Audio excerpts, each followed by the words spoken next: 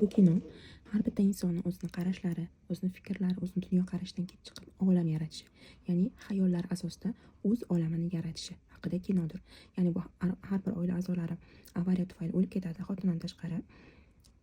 Va xotini bu ayriliqqa chidolmasdan o'zini o'ldirib qo'yadi va narigi dunyoda ota bolalarini topadi va o'sha chiroyli jannat yaratadi miyasida. O'sha o'zini xayollari asosida o'zini olamini yaratadi. Voy, meni olamim-ku, meni dunyoyim-ku deb xursand bo'ladi.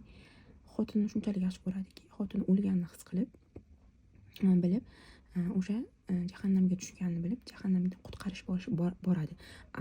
Vaholanki, xotini o'sha ayriliq azobiga chidolmasdan o'zini o'zi ozgina o'ldirgan bo'ladi.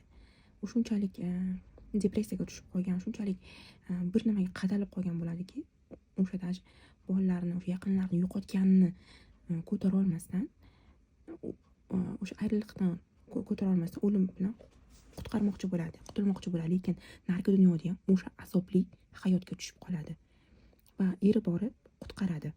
Lekin hayotda unaqa bo'lmasligi ham mumkin. Faqat o'zingiz do'st, motivator bo'lishingiz mumkin. Bu juda ham chiroyli tasvirlangan. O'sha har bitta insonni xayolida jahannam, har bitta inson xayolida jannat borligini, miyasida, xayollarida o'lsa ham o'sha o'zini olamida qolib ketishi haqida ham juda chiroyli tasvirlab berilgan.